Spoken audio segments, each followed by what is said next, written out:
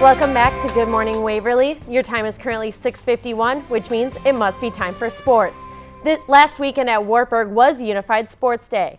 Once a year, students get to help those with disabilities compete in athletic events. Over 120 athletes participated along with 160 volunteers. This is the 14th year Wartburg has hosted Unified Sports Day.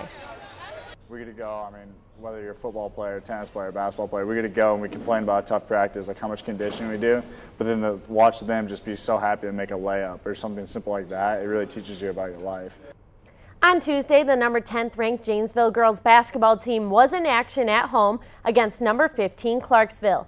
This was the third time this season these two teams have met, and the Wildcats led 26-20 at halftime, hoping to beat the Indians for a third time. However, a strong third quarter for Clarksville put them in the lead and eventually gave the Indians the 53-50 victory over Janesville for the second round of the Class 1A Region 2 playoffs.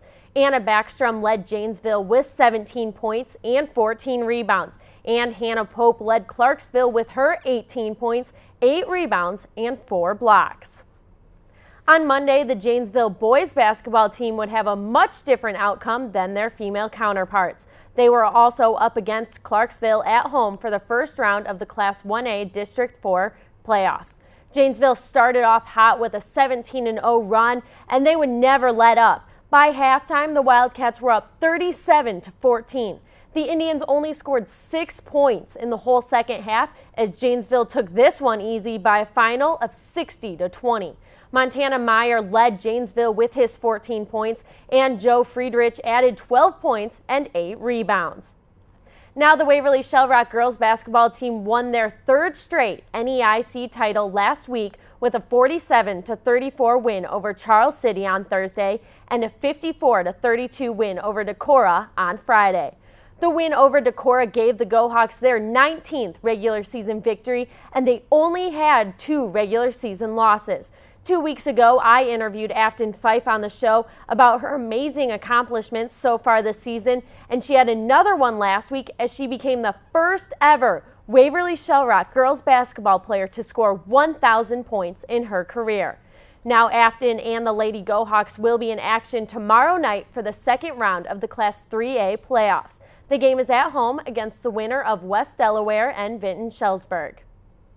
Switching now from the hardwood to the wrestling mats, Sumner Fredericksburg made their first appearance at the state tournament on Wednesday. For the last 4 years, the Cougars have made it to the regional dual finals, but they have never made it to the state duels. On Wednesday, Sumner Fredericksburg finished in 5th place at the Class 1A state duels. After a first-round loss to Clearing Goldsfield, the Cougars were sent to the consolation bracket. And finally, the Waverly Shell Rock GoHawks are currently in Des Moines for the state wrestling tournament.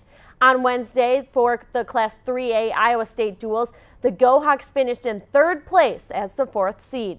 They won their first-round matchup over Linn-Mar 67-12, but against number 1 seed Southeast Polk, the GoHawks fell 46-19. In the 3rd place duel, it was again WSR against Cedar Rapids Prairie. The GoHawks were successful in this one, winning 51-15. Now the individual tournament has started, and WSR has 9 wrestlers there, and that will go through tomorrow. I will bring you all the highlights from WSR's trip to the state tournament next week on Good Morning Waverly.